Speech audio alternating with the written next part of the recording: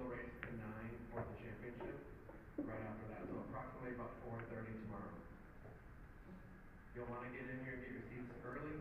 We're going to try to do our best to accommodate with risers and seats to make sure everyone has a good spot.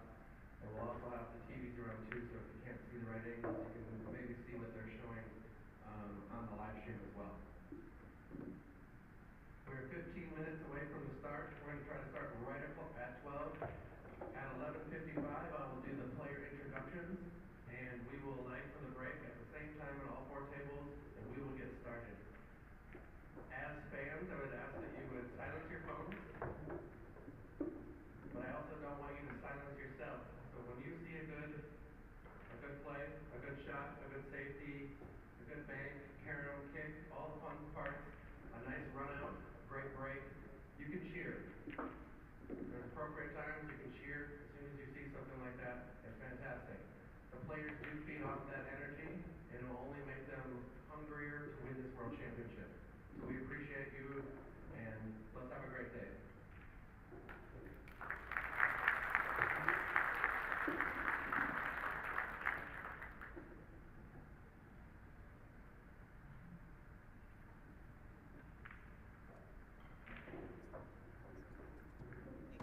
I have no screen.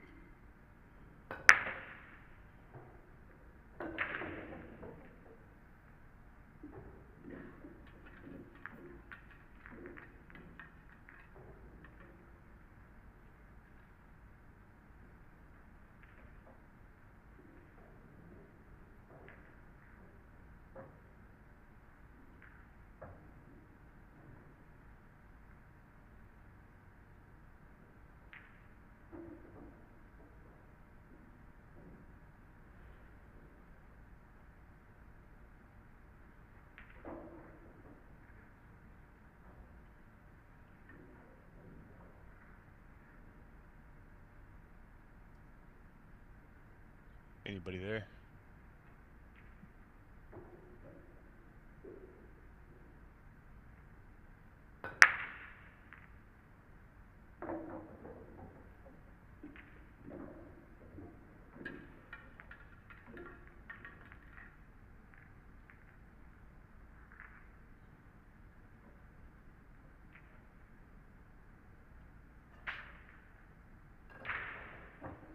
Check.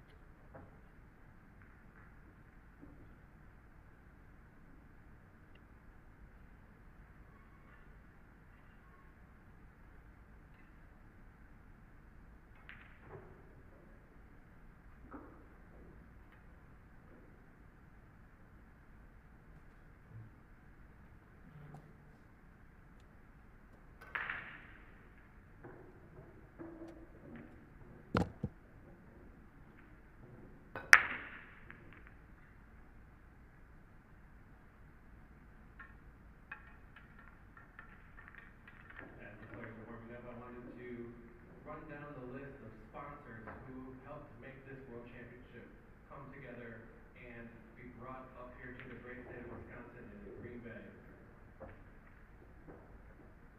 Our presenting sponsor is J. Peachauer Custom Cues, right here in Green Bay, Wisconsin. We are playing on you can clap whatever you want. The Olhausen team is all here and all hands on deck. They also have all those baskets and stuff in the hallway, and they all go to a great cause. Olhausen billiards, the best in billiards. These are the tables we're playing on. These have never before been seen by anyone in the world. These are the only, there's 10 of these tables in existence. 8 of them are in this room and 2 are in the practice room. We're playing with the Tom racks. You can see the racks that the players are using. The referees will be using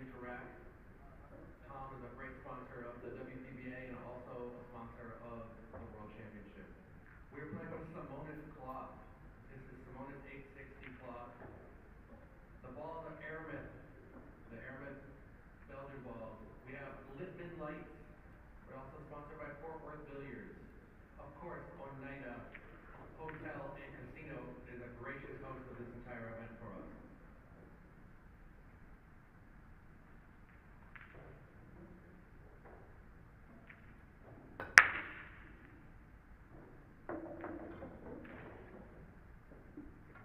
We'd like to thank Fort Worth Billiards, Blatt Billiards, Sinorama right here in Wisconsin, Atlas Billiard Supply, Dr. Pool Promotions, Nicolay National Bank, Haggard, Buick, and Zugler, Comfort Pro Insulators, Super Shot Billiards, The Wise Women Gathering Place, Billiard TV, ELS Limo Service, who provided the limos for us to go to the fireworks show last night down at Titletown Brewery, the Wisconsin Billiard Hall of Fame, the Billiard Congress of America, Jam Up Apparel, Curb Impressions, 5G Benefits, and ABC Financial. Let's give a round of applause for all these awesome sponsors.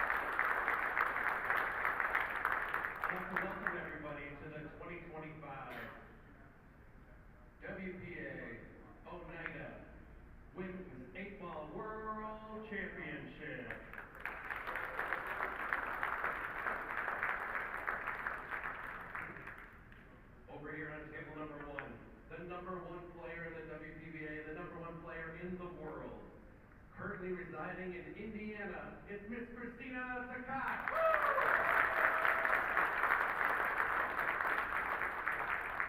And her opponent from Germany, it's Miss Pia Filler.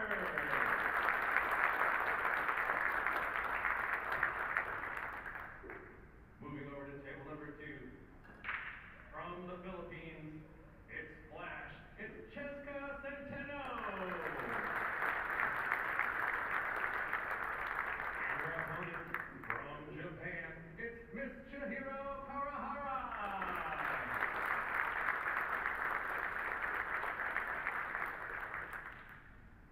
Moving over to table number 3. This player resides down the street in Oshkosh, Wisconsin. It's Miss Margarita Fefalova Steyer. And her opponent, all the way from Slovenia, it's Miss Anna Gradiznik. And finally, our table number 4. Both of these players reside in Taipei. World champion, multiple world champion, Miss Rita Cho. And the former #1 player on the WPBA, it's Wei Su Chen.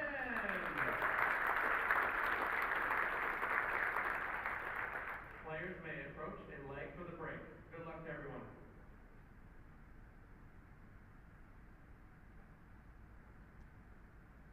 Welcome, everyone, to the 2025 ONEIDA WPA World Women's 8-Ball Championship. My name is Lonnie Fox Raymond, and I do believe I'm going to have Stephen Wyatt in the booth with me. But until we make clarification of that, is he there? We're good? All right, Stephen, how you doing? No clarification needed. How you doing, Lonnie? I'm doing great. All right, so this is a world-class matchup here between the killer, Pia Filler, versus the crystal, Kristina Tkach. Yeah, this is going to be a big one, and we saw some really good matchups. I mean, honestly, the last matchup of the day, last night with April Larson and Kristina Zlateva, that was probably the best match I've seen, and that's a tough call to make because we've seen a lot of good ones, but that was top-notch. Yeah, it had all the makings of a great match, didn't it? All right, so let's just fill everybody in here that they are playing 8-ball. This is a race to 8 today. This is a single elimination. This is the final stage, top 16. One of these ladies will advance, and one of them will go home with still a top 16 finish, but I'm sure a little disappointment from whoever goes home not winning this one right here. Yeah, this is it's definitely a big one. Like you said, single elimination from here, and we will get down to our final 4 before the end of the night. And something I touched on yesterday, Lonnie, and I know we didn't get to hang out a whole lot, but something I touched on yesterday is this young lady right here, Miss Kristina Tkach. We've seen ladies struggle with the break all weekend long. It just ball's not falling in the pocket. You see a lot of players playing the head-on break, trying to make one of those 2 second-row balls into the side pockets. And we've seen people play the side ball break, which is a little bit better, but it's a little inconsistent. But I'll tell you this much. Watching Kristina, she's had the most consistent break out of all the ladies that I've seen. Well, it just goes to show she put a little time in getting prepared for this event, and her break has been beautiful. All right, so she does make one on the break. She makes a great starting shot on the solids. I think her only real issue here is making sure she gets in the window of the 5. Other than that, everything looks pretty open. Yeah, it's really going to come down to the 3 ball and the 5 ball.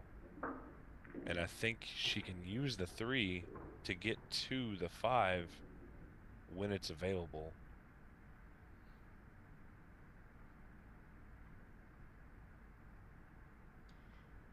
So in our last WPBA event, the Soaring Eagle Masters, Kristina took a defeat late on Saturday to Pia, so I know she's really determined to get in and have a very, very good match against Pia today. Yeah, she might have come up a little short here. I'm not sure if she can see to the 4-ball, but yeah, it looks like maybe she can. But the issue is what happens after that. She can't really get underneath the ball to stun it, so she's Yeah, gonna have to work hard. she's cueing from the rails, so it makes it much more difficult. If she can play a slight tap on the 6 to push the 6 past the 13. Ooh. Maybe with a little more pace, she might have gotten that to work. Let's see if she can see the 5. I don't think she can. Yeah, in this situation, I'm gonna clip the 6 as heavy as I can and try and get some left English off that cue ball and send it up table. Try and get it on the top rail near the left corner pocket.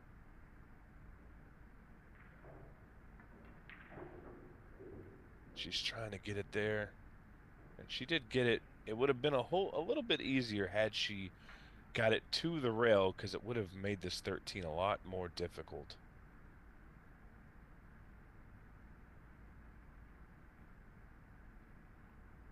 P is going to take on the bank, it looks like.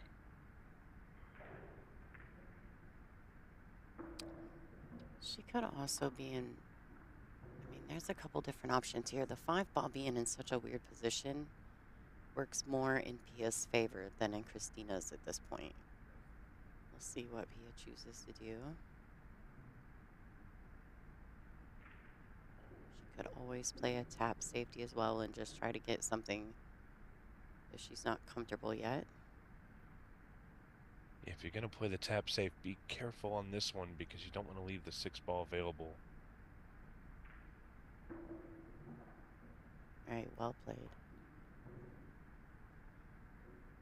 And I'll tell you, I don't know if you know this, wink wink, but Kristina's fiance is one heck of a jumper, so seeing her go airborne is not something unexpected here.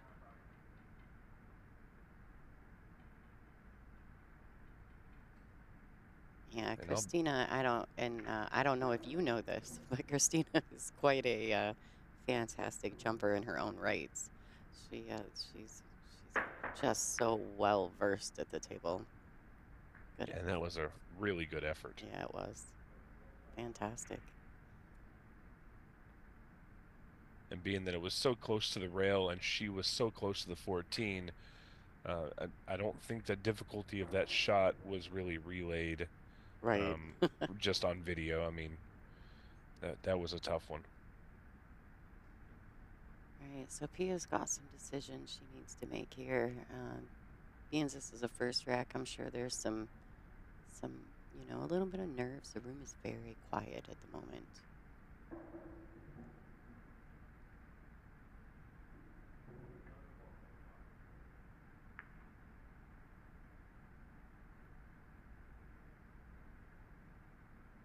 Now this right here, this might not be good. If Kristina can play it with the speed control well enough, she can clip off the edge of the 6 and leave her right behind the 1-ball. And not only that, but with the angle that she's going to clip off the 6, it's going to block the pocket for the 13.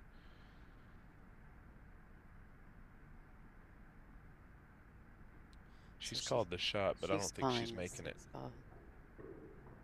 She can use the 8 to hold the cue. She looks like she's putting a little outside on this. She may miss all of it and come all the way around the table. Oh.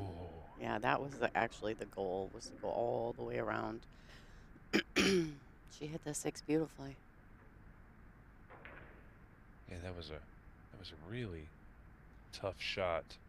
Now here she's got a good opportunity as well. She can pocket this 1, and she should be able to kick the 9 out of there, leaving herself hopefully some type of shot on the 5. She's going to be playing it with a decent pace though, so we'll see. So She does miss. That's okay. She takes the pocket. Yeah, now the ball is going to be in Pia's court. I'll tell you, if I'm in this position, I'm shooting 13 into the 1 and pulling the cue ball back up table. Almost like I'm playing position for the 14.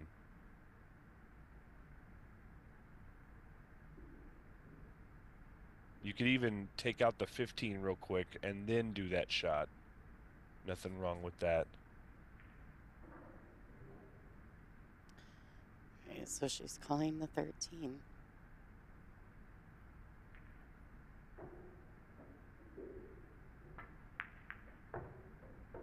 Good shot, though. Nice two-way there by Pia. Yeah, I think she would have preferred it to go a little bit further up table because this kick isn't going to be too big of an issue with Kristina because it's so close to the rail. But So she's going to the air with this. Both of these ladies are Predator-sponsored players, so all of their equipment is Predator-based. Both of them jump very well with their air rushes. Oh, too thin. she's going to get a little bit of a rub here. The 9-ball pocket is blocked, and Pia's duck ball is not available. She'll still have an easy shot on the 11, but she's going to have some work to do. Well, she moves the 13. I mean, obviously, she can play another safety here. That's probably what she's going to do. But if she removes the 13, the 9 is available to that lower right-hand corner. He is just not settled in yet. She's just going to keep playing the safeties until she gets to the point where she feels the table works in her favor. Nothing wrong with that. Everyone has different styles in 8-ball. That's the good thing about 8-ball, too. I mean, you sometimes use plan A, sometimes you use plan B, sometimes C, occasionally D. Yeah, there's always different ways to go about it. I will say, though, it looks like Kristina's going for the straight kick, trying to squeeze in between the 15-9. I feel like I'd want to use that outside rail, and it's unsuccessful here. Pia is coming to the table with a chance to run out and take game number 1.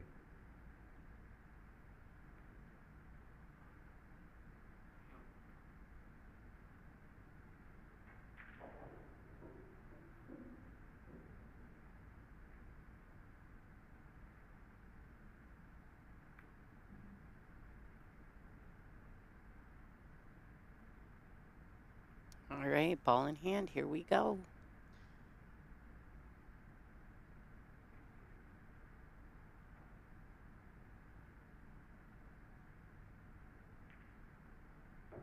So last night, Peach Hour in Olhausen put together a fantastic 4th of July party at the Titletown Brewery and rooftop establishment. And I think we had too much fun yelling at the fireworks. You said yelling at the fireworks? Well, you know how you like woohoo when the fireworks are going? And we were doing a lot of that last night. What a fabulous event Peach Hour and Olhausen has put together for the ladies. All right. Nicely done. Yeah, I can't say I'm not a little jealous that I wasn't able to be there. It looked like everybody had a great time. Yeah, you missed a good one. All right, so, or you are missing a good one. This is well played by Pia. She can roll the 11 in, but I'd like to see her let her stroke out a little here and get to that end rail and back out. Just because, you know, first racks are always so weirdly tense.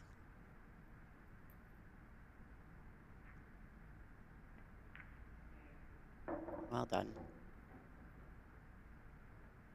I'm one of those firm believers, man. I just want to, first few racks, you just want to kind of let your stroke out a little, you know? Just so you don't play anything real tense, especially when the moments get tense.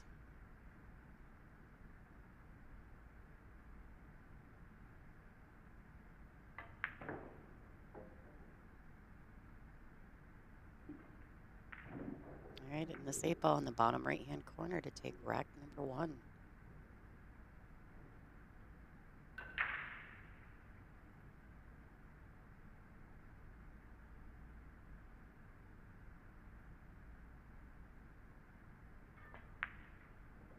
Ooh, there we have it.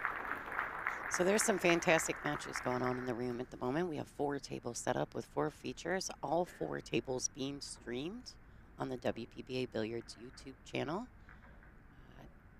Fantastic matches. We've got Cheska Centeno playing Kawahara on feature number 2. We got Rita Cho playing Wei Su Chen on table 4. And what's the other one? Oh, Margarita Fefilova and Anna Gradznik. Great match right there, too. So some great matches. All of them just getting started. Wei Su Chen has taken rack 1 over Cho. Kawahara has taken rack 1 over Cheska Centeno. Yeah, and there's a lot of eyes on that last match that you just mentioned. It's Cheska and Chihiro Kawahara. That's a big match. If you're not familiar with how this worked, there were 8 players on the B side, 8 players on the winner side, and they drew into each other. So every winner side player drew a B side matchup, which makes it interesting, and I think that's the best way to do it anytime you do a modified double elimination tournament. Look at this, Pia making all kinds of balls on the break. Great break. There's some issues here with the 4 and the 15 and everything around that that foot spot area where the 8-ball is.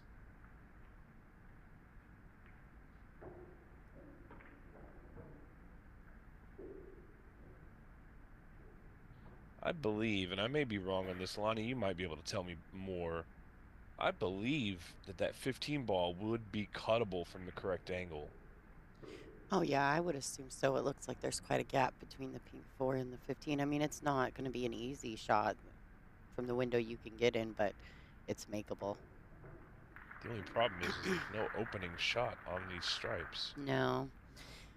Unless she can. I don't think she can see the 15 right now. I think she could see the 15 to cut it in the corner, but it's such a... Or not the 15, I'm sorry, that's the 13. I think she can shoot the 13 in the corner, but it's such a difficult shot to have to take on first.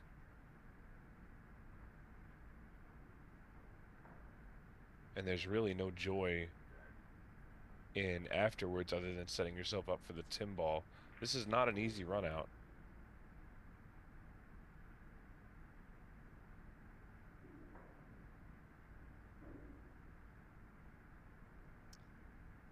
Either way you go, there's going to be some issues. I actually like solids better, but just because even though the 15 ball is just really tricky. And the 12 doesn't go. It doesn't, I mean, it has to go up table or to the lower right. I like picking the solids here. Ooh, and it got in there. If played at the right pace, these Olhausen Tournament Pro Series tables are amazing, but you have to be really careful. If you play those shots with any stun, they're not going to fall. But if you play them with the right pace and the right speed, the pockets will accept the balls. You can cheat them more if you play it at the right speed. All right, so I like this. I think the 1 ball really is the trick. Because it doesn't go past the 12. I do believe it goes in the right-hand side pocket or top right corner. And if she moves the 2, the 3 will go. So lots of options here for Pia. She even right here, if she wanted to, if she was feeling adventurous, she could even go ahead and play the 2 and just kind of bump into the 3-1-8. Not saying she has to, but I'm just saying these are options.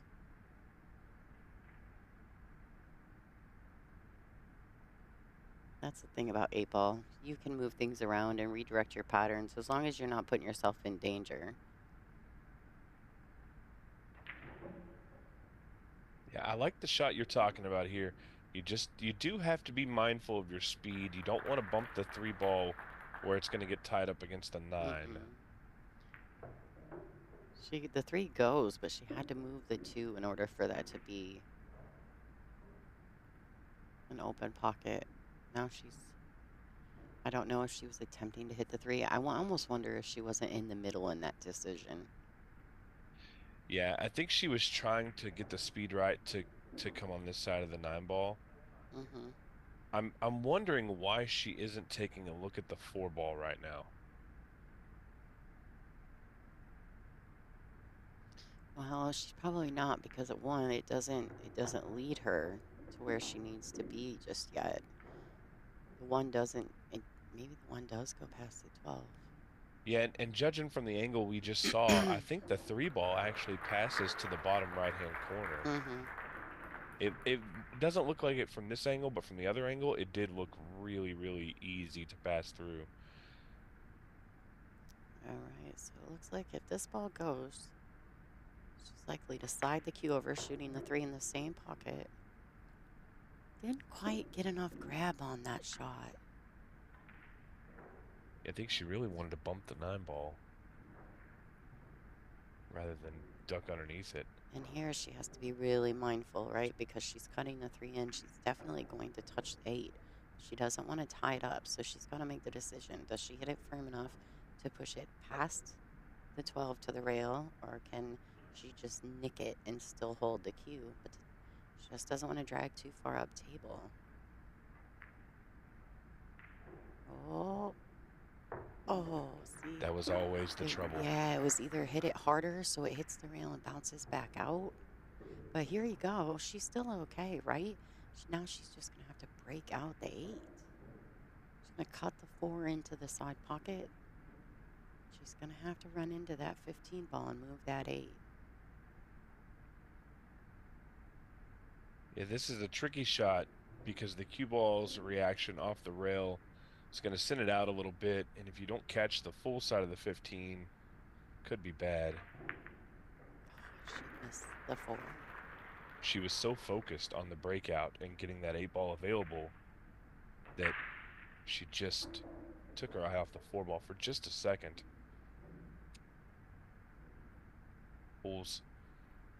Pull is one of the hardest things out there because oftentimes we're forcing ourselves to try and do 2 things at once.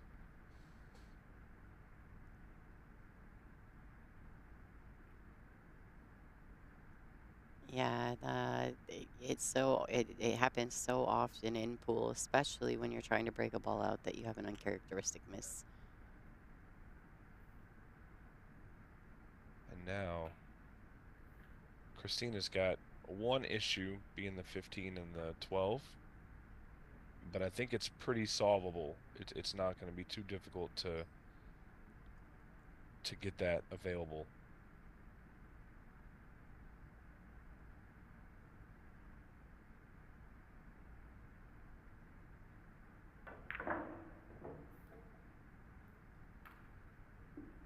Like you talked about, Lonnie, letting her stroke out a little bit. I like that she played that with a little inside too, and it kills it off that top short rail. Making sure she doesn't go too far. Unfortunately, I do wonder if she isn't a little straight on this 10. I think she's got just a little bit of angle she'll be able to pull out, because I believe if she makes the 9 ball, I think she'll have the whatever the bottom ball in that combination is. I think it's the 15 or the 12 ball, excuse me. Yeah, so just make the ball and you'll have the 12 available. She could also, I don't know what she's got here. Can she come on the other side of these 2 balls? Coming to the left long rail? Oh yeah, so she does catch the window there. I wasn't sure about that, Stephen. I'm not gonna lie. Yeah, it's again, the camera can be deceiving, but utilizing, thankfully we have I think it's Matt in the booth helping out with camera angles, so thankfully we have either him or is it Kyle? We got the top dog working the cameras. Oh, good stuff. Good stuff. He likes to help me. Yeah, so Kyle really helping us with the camera angles to make sure that we can see what does go and what doesn't. All right, so a little draw up for the 8 in the same pocket. Fantastic. And while the score line on the scoreboard here is not correct at the moment, they will get that fixed. There is a scoring tablet for digital pool, and the players are adjusting that score. They just they usually forget about it on the first rack. It's a common thing, so they'll get that updated. It is 1-1. It is 1-1.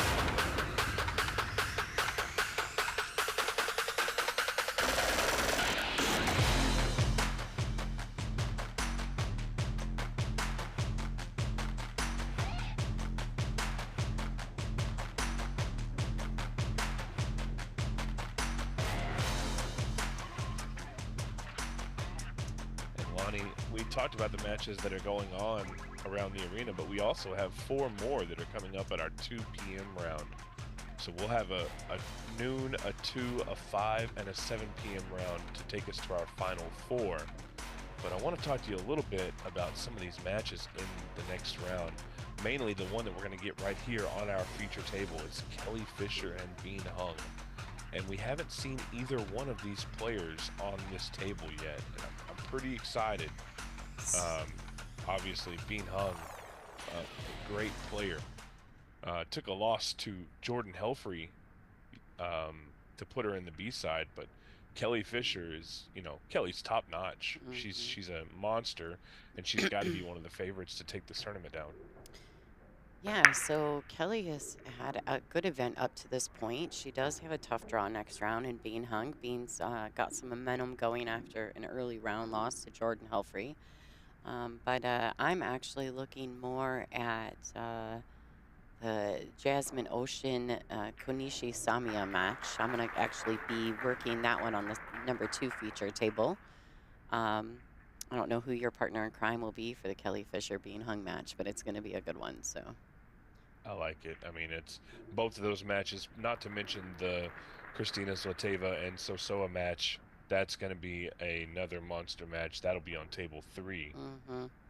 Yeah, and then you've got Amber Chen playing, and I'm just going to use their American names because at the WPBA they like it when we just use their American names. So Amber Chen and Pearl Chiang. So both solid players, both playing really high-level 8-ball right now. Pearl comes off a really good win over Ashley Benoit.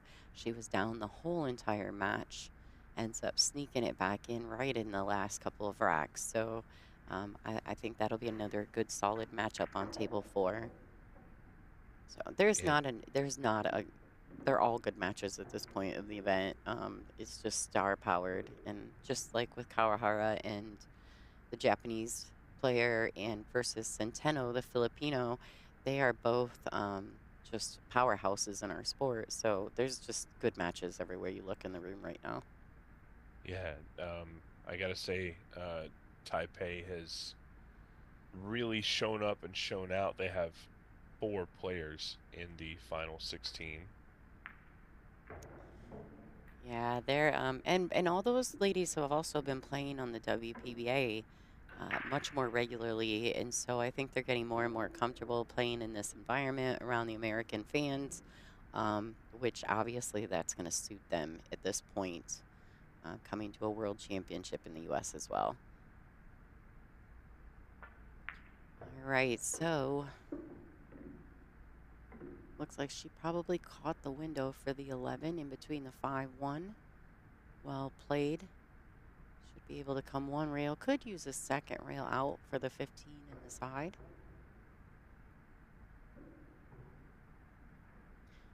She'll basically go to the railing, come in between the 8-2 to position herself for that brown 15.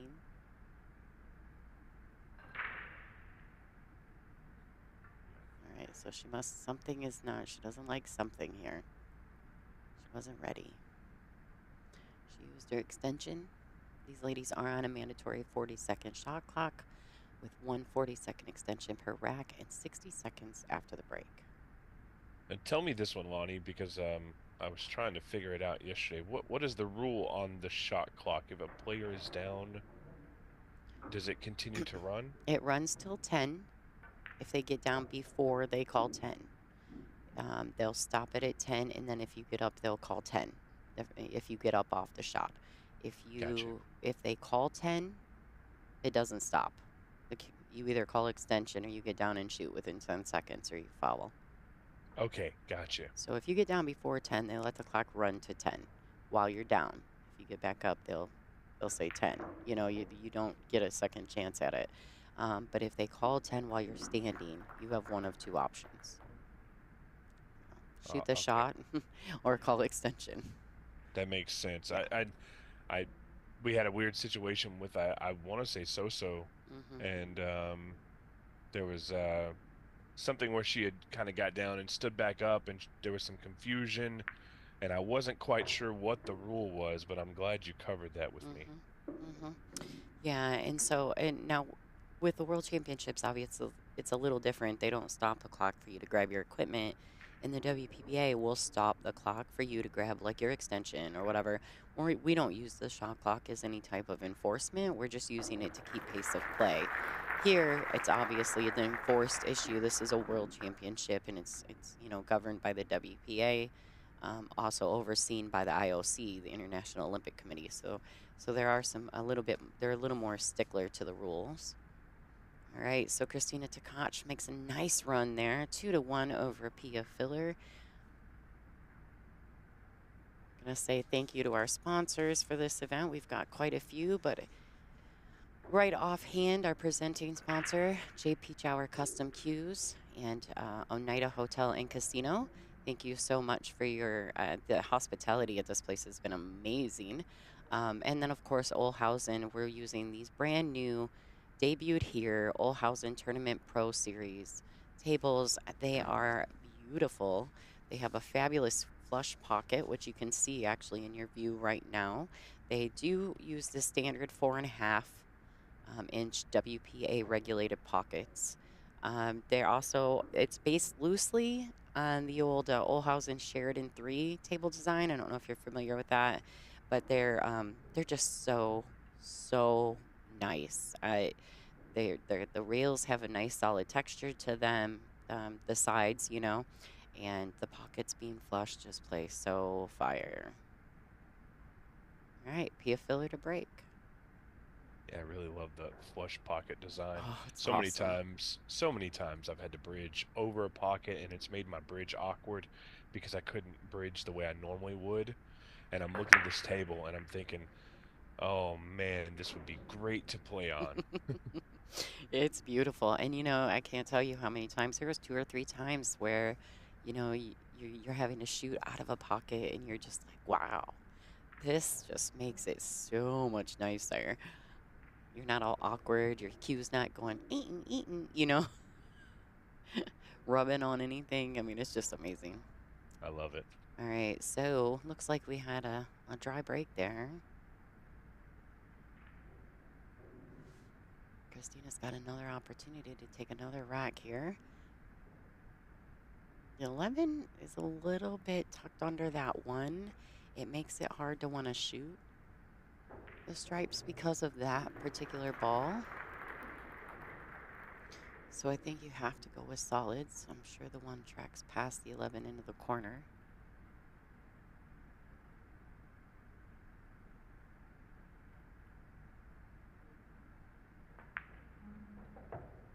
Really nice shot there.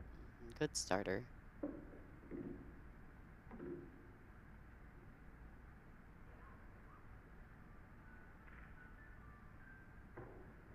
Kristina looks very steady at the table today. Spent a little time with her last night at the fireworks. I know she enjoyed herself. That's one thing I will say.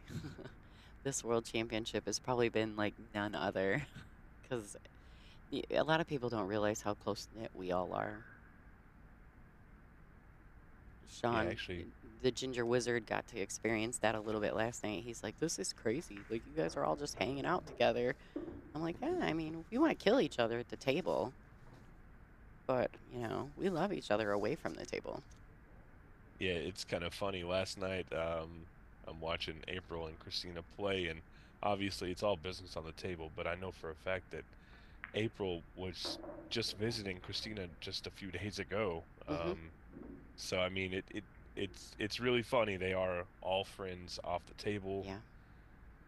It's pretty cool to see. Now let's see if Kristina's able to slide around these balls. She's gonna have to hit that 7 really fat with spin, and she hits it beautifully. Well played. And we haven't seen Kristina on this table since the very first match of day number 1. But she looked as comfortable then as she does now. Yeah, she had to fight a little bit in that match. She was down some in that match, if I remember correctly. But she really, she's been just, really solid the rest of the event, so up to this point.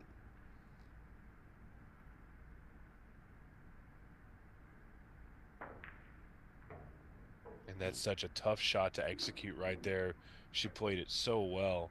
She's going to need to drag this ball. Does the 8 ball go in the bottom left? It does, doesn't it? I do think so. So she's got 2 options here. She can go real close to the corner pocket and come 2 rails out to shoot it in the bottom right. Or she can try and kill the cue ball off the top rail with some inside English. Looks like she's going outside, and I like this shot.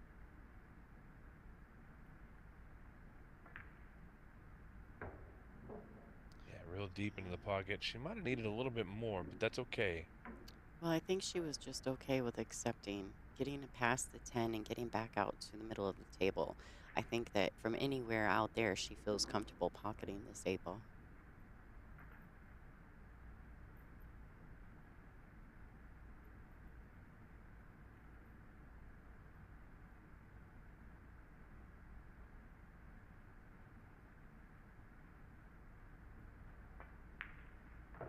Well done.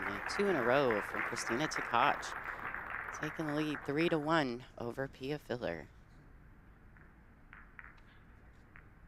Yeah, and this is what I expected in this match. Not necessarily the scoreline, but just the firepower that we're seeing from both ladies. It's really been a lot about who can get the lead and hold it. And we've seen, me and Sean talked about it a little bit. We've seen a lot of these matches, somebody will come out with a 3 or 4 game lead, and then all of a sudden they get stalled up somewhere, whether it's good play by the other player or an unfortunate missed ball or something like that. We saw it yesterday with April and Kristina. April down 4-0 and able to come back and make it hill, and we see a lot of those matches.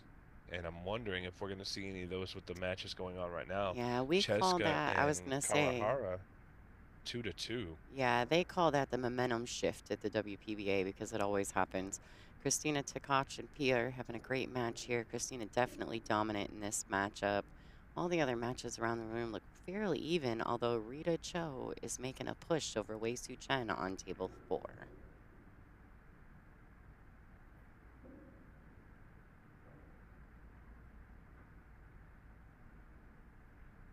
Kristina Tkach to break.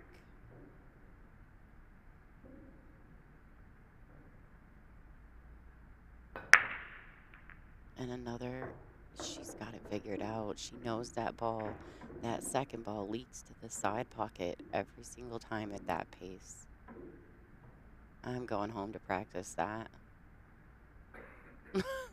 Yeah, she's really got that under control.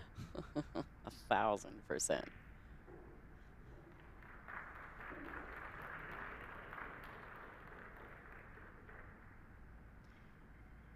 You know, I hate to say it, but when you're breaking like that, you can really almost make 8 ball boring.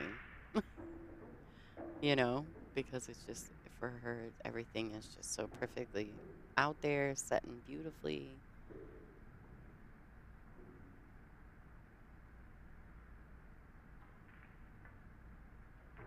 Right, 2 rails inside. She may have fallen a little too straight on this, to be honest. The 13 goes past the pink 4, which I believe it does. She'll just go ahead and draw this back a few inches.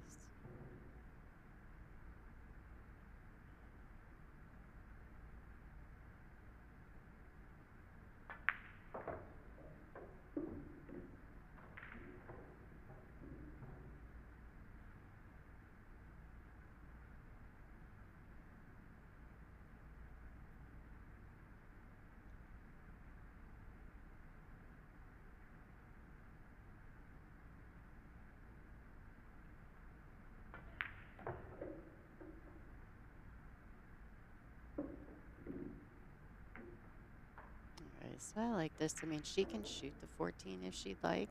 She could also play the 11 and drag it over for the 14 in the side pocket. Either way, Kristina's sitting in a nice position here to take another rack. Halfway to the goal with this. Maybe came up a little short, but that's okay. I don't know if she was playing it for the side or the corner, but it doesn't matter. They both work. Yeah, I think she's played it as good as she possibly could to give herself the simplest way. Yes, absolutely. And simplicity is key, right? Yeah, I always say keep it simple. Use the KISS method, right? Keep it simple.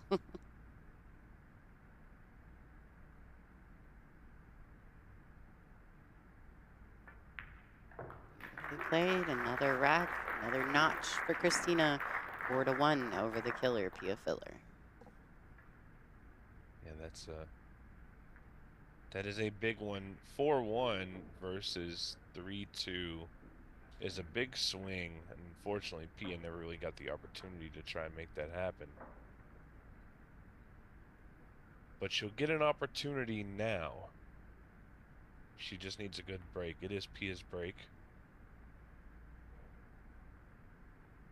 And I'm just wondering if I'm Pia here with the scoreline the way it is, I might be taking a break. I might walk away for 5 minutes, get some fresh air, and come back to a fresh start with it being my break. Players are allowed 1 5-minute timeout per match. And there's a little bit of strategy in using that timeout, right, Lonnie? I mean, you can, well, being that we're right here in Green Bay, it's kind of like icing the kicker, right? You can sometimes use that break to your advantage. Absolutely. And actually, both of these players they very rarely, I mean, occasionally Kristina steps away if she gets down in the match, but usually if Kristina's up, she's staying at the table. Pia as well. I'm actually surprised Pia didn't take her break there. Yeah, just because if the scoreline does get any worse, that break could be less effective as far as attempting to ice your opponent. Unless, of course, maybe she wants to ice her while it is her break. You know, that can be a little bit of strategy, gamesmanship as well, as take your break when it's on your opponent's turn to break the rack. Most of the ladies they try to be like conscious of that. There's a few who that don't care. But it is kind of a courtesy thing. Most of the time you don't want to take your break on your opponent's break. Yeah. I don't know. I don't think we have a rule at this particular event, but I know that in some events there is a rule against it. The WPBA, they don't use that. They don't use that courtesy rule. They just, the girls take the breaks whenever they want to. Yeah, which again, there's nothing wrong with it either way, but it definitely can be a little bit of gamesmanship. Absolutely. And now, Pia really taking her time. She does get 60 seconds immediately after the break to determine what she would like to do.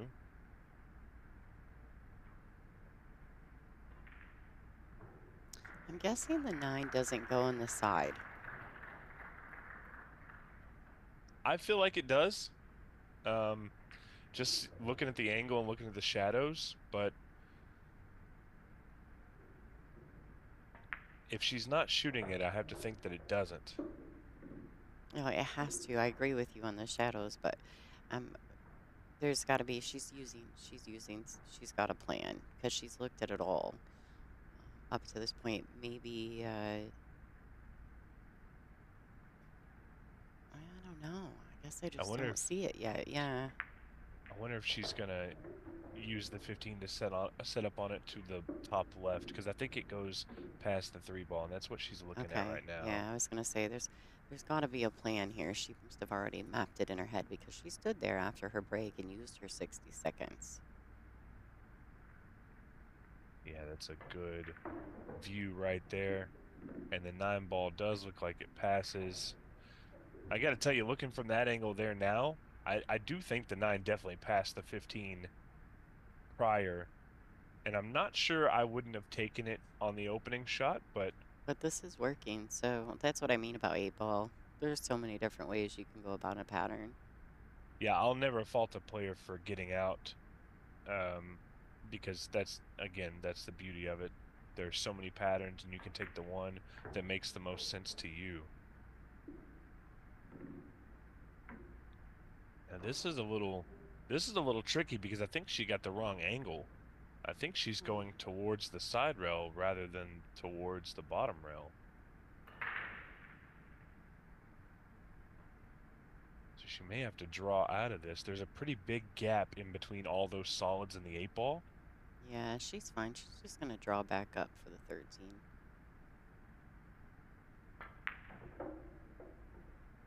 Nice little rub there. That was a good shot.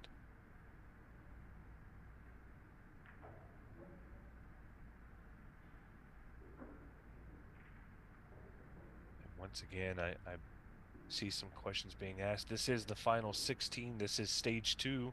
We started with 64, and we're down to the single elimination stage now.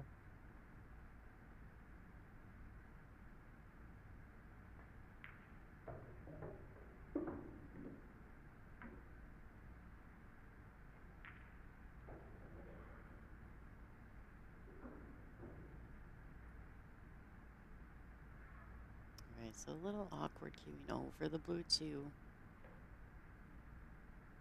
be fine. This is an all ball fouls event. Should miss the 8.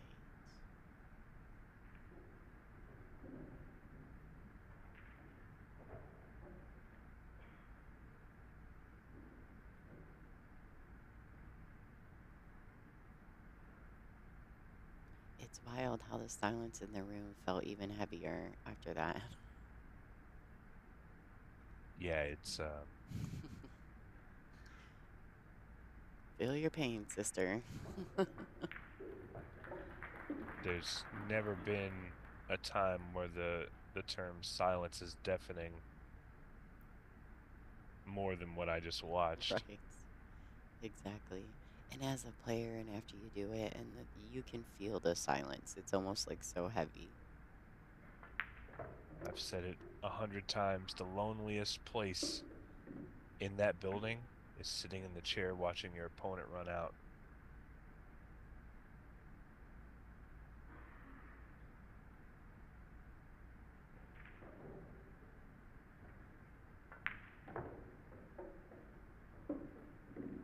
You know, for being 4th of July weekend in Green Bay, Wisconsin, this place has had a good, solid amount of spectators the entire event. Yeah, and I'm so sorry. I didn't mean to cut you off. The crazy thing is all 4 stream tables and the other 4 outside tables as well. Tons of spectators all weekend long at every table. Yeah, it's been a pretty awesome event. Kudos to Peach Hour and Olhausen, that's for sure. And of course the WPBA for all the work they've put into promoting this event.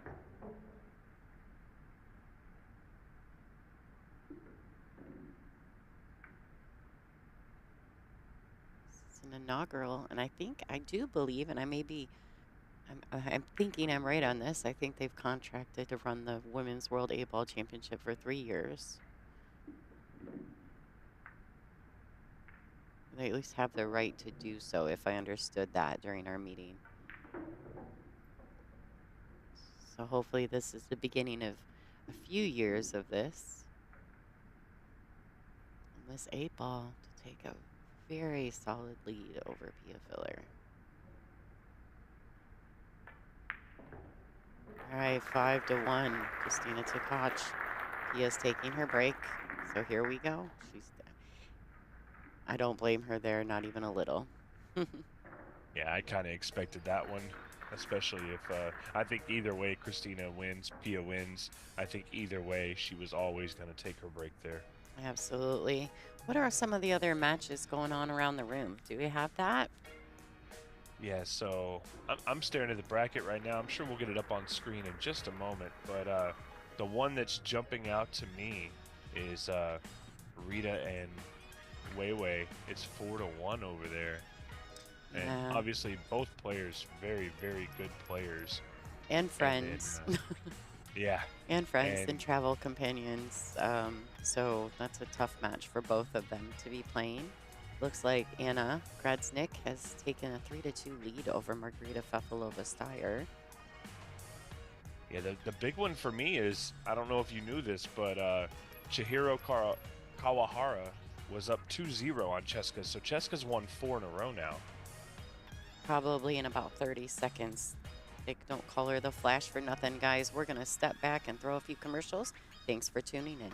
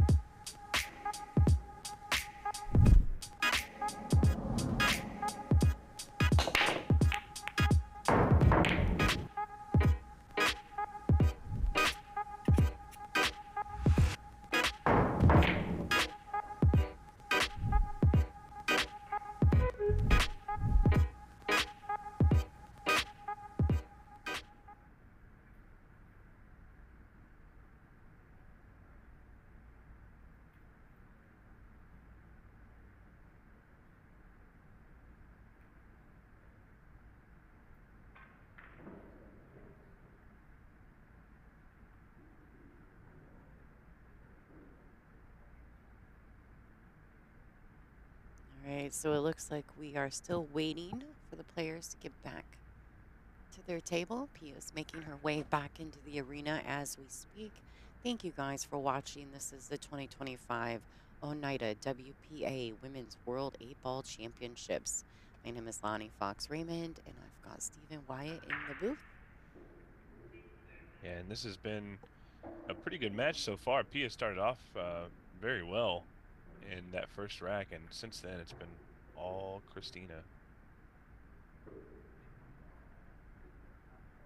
Yeah, Pia really, I mean, we know watching so many matches throughout the last few years that, you know, a momentum shift is definitely possible. That just because the scoreline is heavily in favor of Tkach does not mean that Pia couldn't get back in this match. We saw it last night with the Zlateva Larson match. So we know that there's always options, but if Kristina keeps breaking like that, Pia could very well have her hands full trying to get back into this match.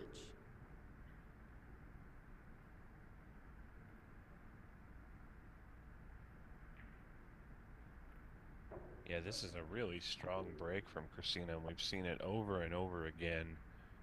She's one of the only players that I've seen really have a handle on that break shot, and I gotta like her to get out here. Yeah, for sure. I mean, if history repeats itself, she fully intends to. I actually almost like solids better here. She can get to the 7 right off the rip.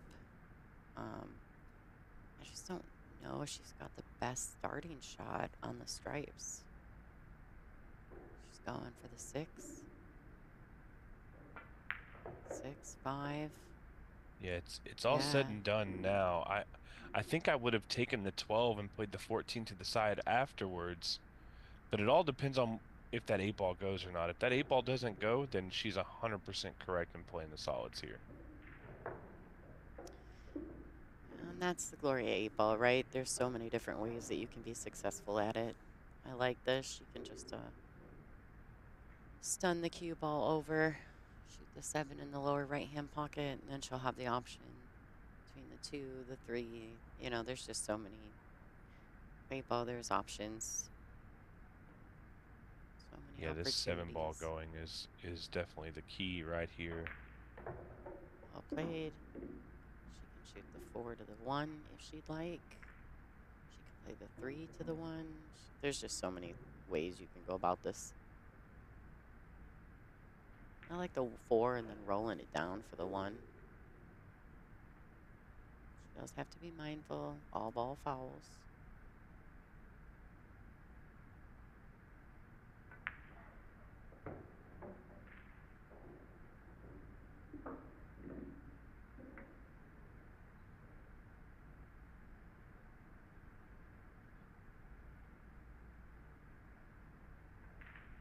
It looks as though she's leaving the 3 to get on the 8 ball, so she's just going to play a stun shot and shoot the 2 up table. She did look and make sure it passes the 13.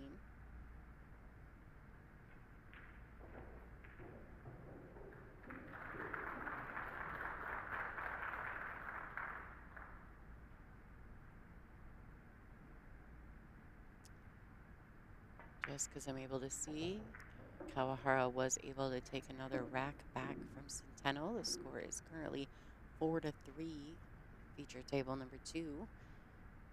I'm pretty excited about Cheska being at this event. Yeah, she from the very beginning, all the way back on day 1, on the 2nd, we saw in the YouTube chat room a lot of Flash fans. And for good reason. She's an excellent player. Look at the crowd. This is amazing. All right, there you go. Kristina Tkach, 6-1 over Pia. And there's, correct me if I'm wrong, but she is the WPBA #1, correct? She is, and she's also the current world #1. And that's a pretty big deal. And real quick, while the referee is racking with our Teo Max rack, I want to say thank you to everybody watching on Amazon Prime Video, on Billiard TV, as well as our YouTube channels. We really appreciate you watching. Do us a favor, go support our sponsors. If you see a logo and you don't know much about them, go check them out. My name is Stephen Wyatt, and with me, the voice of the WPBA, Miss Lonnie Fox Raymond. Here we are. Yeah, this is, I mean, the first match of the day is always the exciting one for me, because it's kind of like we're kicking things off. And it's usually been a very, very high quality match, no matter what the scoreline says, and that's exactly what we've seen so far, is high quality. Well, I woke up this morning and saw the match schedules, and I text Kyle immediately and was like, okay, so I am working table #1 at noon. These are 2 of my favorite players, and obviously both of them touring with the WPBA. I've gotten to know them, their talent, their passion for the game, so it makes it easy. I don't really have a favorite per se, but they're 2 of my favorites to watch play. So it was a no-brainer for me that I was coming in to do this match today. Yeah, I'm pretty excited for our next match as well. That match will be going on at 2 p.m., assuming that this match is over by then, which I would assume it would be, but you never know. The next match on this feature table, Kelly Fisher and Bean Hung, should be a great one. I know you're excited for the second feature table as well, which again, you can't go wrong with that. Jasmine Ocean and Samiya Konishi. You know, I don't know Samiya, and I haven't seen her play on this feature table yet, but I keep seeing her name in the bracket, and I keep seeing her come away with wins. So it's definitely got to mean something that she's still here in this final 16. Well, Konishi is a fabulous player, and we don't get to see her a lot, especially on the American side of pool. So for me, with Jasmine playing her, when I gave my list to Kyle of what I was working today, that was a no-brainer for me as well. All right, so it looks like, can she play? Okay, I think she intended to play that ball off the 15. Do you think that's possible? Yeah, I think it is possible, just based on the way that her cue ball reacted. Yeah, and her body mannerisms after she executed the shot, almost like, okay. Yeah, if she was trying to roll into that and move the 15, she would have played it quite a bit differently. So I think you're 100% right there. Now, if I'm Kristina, I'm definitely not taking this 3-ball yet. There's a couple different options. You got the 7 in the side, you got the 6 in the side. And you know, I'm not saying it's the wrong shot. I'm saying I don't think I would have used it yet. Yeah, I think right now she's at the point after missing the carom off the 15. I think she's digging for it. And we all know how that can be at times. You get a little off on something and right out of the gate, and then the rest of the rack, you're searching for it. I do feel like maybe that's kind of what's happening here, but Kristina's going to keep grinding. That's just what she does. She has another opportunity here to do the same thing with the 6 or the 4. And I like, it's a good point you brought up. I like playing this shot with the 6 ball because I think the movement on the cue ball promotes being able to get to the 2 ball pretty easily. Yeah, you could also use it with the 4 and then slide the cue ball over to play the 7 next if need be. So there's a couple different ways to go about that. That's like I said, once again, one of the reasons I like 8-ball.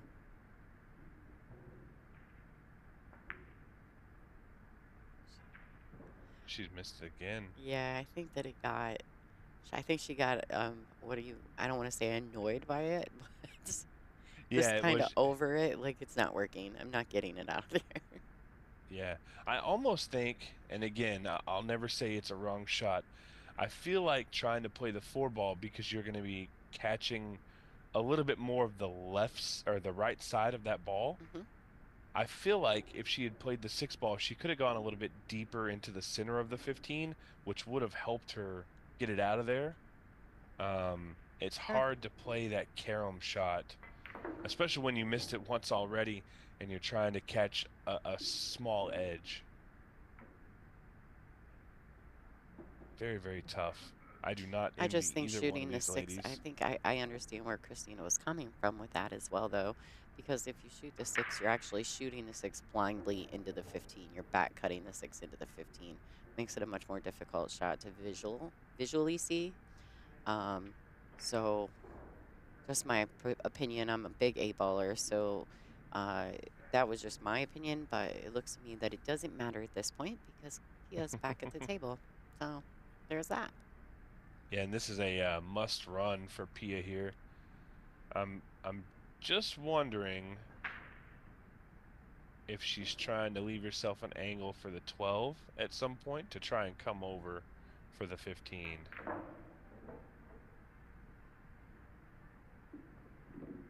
so she can. I don't think she's got it. I think it's a little, I don't think it's deep enough just yet. If she wants to take a tough shot, she can shoot the 10 ball here and come off that side rail into the 15. There's something a really smart player once told me is that when you're playing 8-ball and your opponent has a ball next to yours, you should try and always hit their ball to move yours out rather than hitting theirs to get yours out, because it creates a little bit of an issue. See how it works out for her. Oh, no way. That ball drew off of the contact into the corner pocket. That is insane. You know, I feel like in PIA, right, for PIA right now, it's like sometimes you're the windshield, other times you're the bug. Just can't quite get anything rolling. Kristina's starting with the 2 ball. So she'll play the 2, the 6, the 4, and then the, well, no. You need to be on the other side, so I would play the 6, 7, and then 4. She didn't come up far enough. She doesn't want to have to go from the 7 to the 4, but she may not have a choice.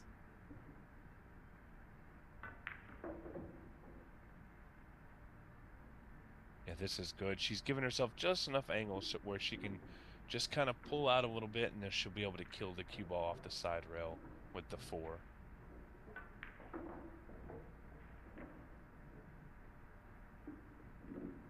First match of the day. Pool players are not morning people most of the time. But I gotta say, Kristina looks very focused, and it looks like she's ready to win a world championship. Okay, so little outside spin on that to kill the cue when it catches the rail. Well done. Throws the ball to the hole. It's 8 ball. Take a dominant lead over Pia Filler. And on the hill, ladies and gentlemen, Kristina Tkach.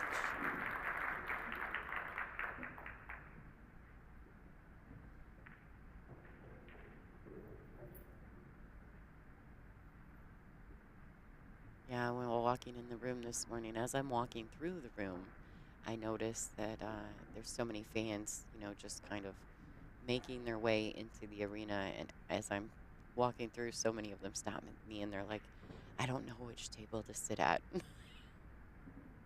Like, Yeah, because it's tough, all right? 4 matches are so good right now. Like, and the 2 o'clock round will also be that way. So, you know, we've got Anna Gradsnick playing Margarita Fefalova-Steyer at the moment.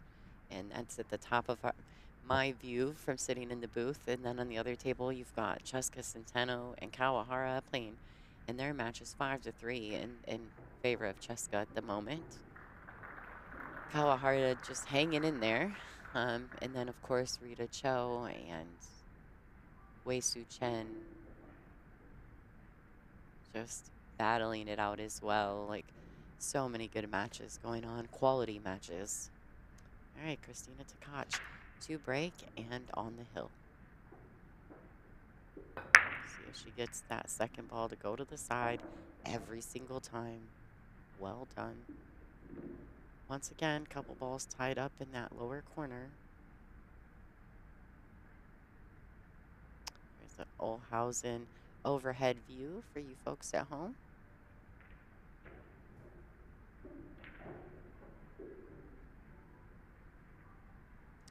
Give a super big shout out while we're waiting for Kristina to make some decisions here to X-Pool and the entire crew for this fabulous production. And of course, if you're watching on any other platform on Amazon Prime or Billiard TV, please take just a second to come on over to WPBA Billiards on YouTube and hit the subscribe button. That way you always get notified whenever we go live. Yeah, not only that, but I think the WPBA YouTube is almost at a big milestone. I think you're just a few subscribers under 20,000. That's a big number there. I think you're actually under right around the 200 mark. That's a big one. I would like to see. Oh no. So we're close? Oh yeah, you're definitely close. I haven't looked lately. Oh, that's so exciting. Please, if you're not a subscriber, please go subscribe. Yeah, actually, I'm staring at it right now, and it's showing 19.8 thousand subscribers. So, yeah, if you're watching, I will even, I'll do you one better. Go hit the subscribe button, hit the like button, and then hit the share button, and get it out to your social media followers as well. That would be fantastic if you guys could do that for us. We would greatly appreciate it. All right, so Kristina played just a bit of a tap safe, but she's leaked the edge of the 9 for Pia. Pia does take the pocket, this lower right-hand pocket, about the best that she could do in her position. And actually, she's not left Kristina any options at all, really. Yeah, she's got a tough shot into the side pocket with the 1 ball, but where's the joy? That's the toughest part about this game is sometimes you can leave your opponent a shot, but it's what comes after that that really makes it tough, because then you get players trying to do extra things to make it work. What is she doing here? I think she's trying to kick thin it. Oh, she doesn't. She doesn't catch a rail after contact with the 5, which I think That's was unfortunate. inevitable. I hate to say that, from kicking it that direction without pace. The 5 was just a bit too far off the rail for that. Unless she I was like this attempting shot. to thin it. Yeah, I'm not sure. That was really tough, but I'm telling you, I love this shot. I like Pia shooting the 15 into the 3-9 and putting some pace on it to get that 15 ball moving and out of the way, because right now it doesn't have very many pockets. Unless she can play the 2-15 combination. Is she looking at a 4-ball combo? I think she's just trying to figure it out. I think if she gets rid of the 9 and bumps the 3 out of there, she would have a pocket for the 15. I'm not sure, but it's likely. She can also, is she trying to break it out right here? Draw into it? That's what she's doing. Well played. That's a good shot.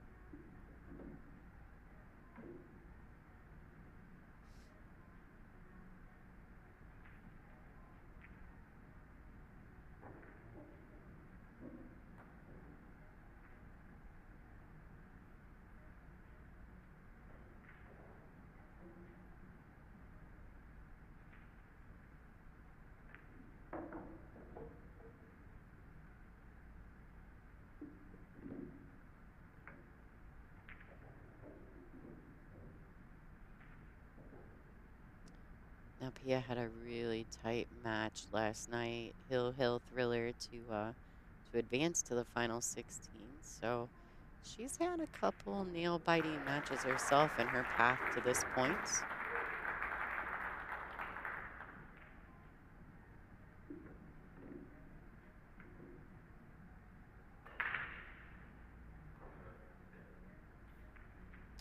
See the Olhausen team sitting on the top of your view. Shout out to Kenny building this beautiful table. Of course, your owner, Danny Borzay.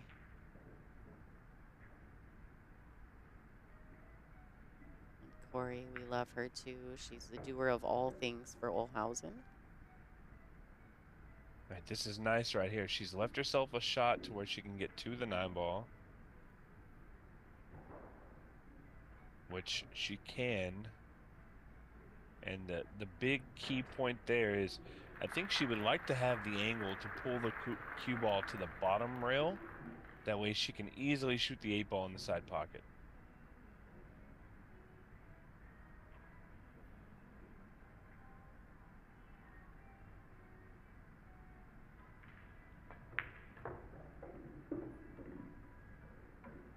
She's definitely going to have the angle where she's going to be bumping the 3 ball here. You just have to be a little careful. It's not a difficult shot per se, but you do have to be right with your cue ball.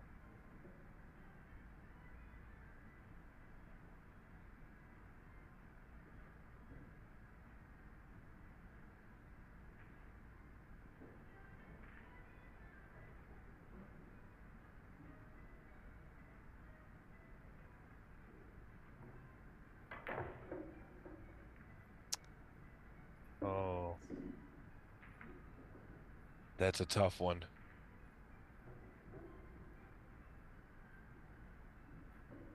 Well, I know what I'm doing here. I'm going to try the bank shot and play it pocket speed. So if I miss it, it keeps that pocket tied up. It's a pretty big pocket. If you do come up short, you can always kiss off the 3-ball.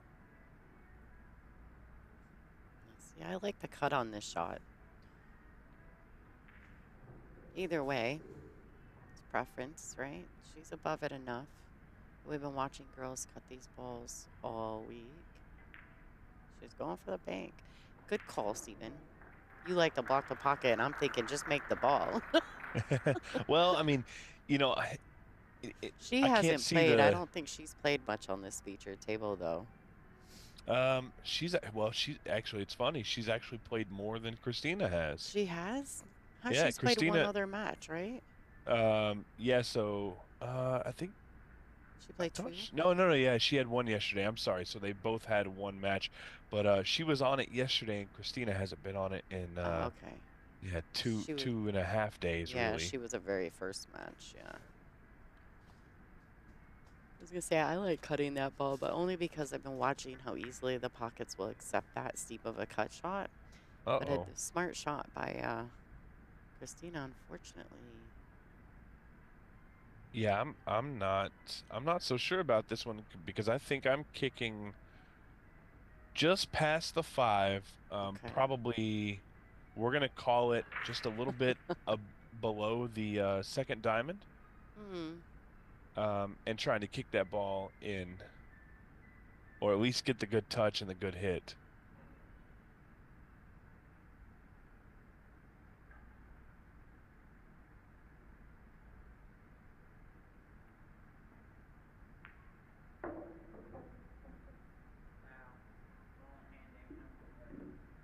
Okay. Strategic play there.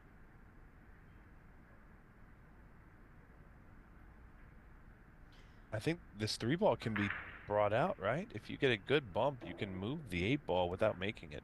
I'm wondering if Kristina can hit this thin enough to ship the 8 to the point of the pocket and then leave the cue tucked under the edge of the 3. I mean, she's still risking it, right? Where Pia has an opportunity to make it, kick at it, but... Oh, I like this shot here. I think she just used her extension. Yeah, I like this shot. Play the 4-ball off the 8-ball. Or 8, yeah. And play it with some pace. Don't baby it. Play it with some pace. Get that 3-ball moving. Because the 8-ball is going to kind of hold where it's at. But the nice thing about this is, no matter what happens, she's going to have a follow-up shot because of where the 5, the 7 is. Well yeah, that's perfect. Yeah, and you see the crowd showing their appreciation for a good strategic play. I like that she played offensively at that too. Like, I mean, after the safety play in those situations can be a little monotonous. So I really enjoyed the fact that she went offensive at that. Well done. Yeah, and unfortunately, the intentional foul and the strategy behind it did not pay off for Pia. And it just hasn't been her match. We know she plays great. We know she's a top level player in these events, but she just hasn't gotten too many great opportunities. And you know, sometimes it just happens like that, right? Well, and I think it's just a matter of time, and Pia's going to get that world championship notch in her belt outside of, she already has a team world championship with Joshua Filler and Moritz Neuhausen. She made that fantastic 10-ball in the shootout format to win that world championship with her team. But as far as an individual world championship, I do believe it's coming for Pia. She will get that notch in her belt at some point in her career. But at this point, right here today, it's Kristina Tkach advancing into the final 8 here at the ONEIDA WPA Women's World 8-Ball Championships. Congratulations to Pia Filler on a fantastic event, and we'll be seeing Kristina move forward. Who does Kristina, will she be playing into? Is she playing into the Cheska So Centeno match. Kristina's advanced to the final 8, and she'll be playing the winner of Margaret Fefilova-Steyer Okay. and Anna Grodisnik. All right, so it looks like we're gonna reboot and bring ourselves back around for the next matchup, which I know, Steven, you're pretty excited about, between Bienheim and Kelly Fisher. And we'll be doing the Jasmine Oshin and Kanishi Samia match on table 2. So thank you, Steven, for putting up with me through this whole match. I appreciate Well, thank you. I appreciate you. And so everyone, we're gonna step away. These are the matches that are still going on around the room. Please go to WPBA Billiards and check out all the other matches that are happening until we get rebooted for this next feature matchup. My name is Lonnie Fox Raymond, and you're watching WPBA Billiards and X-Pool.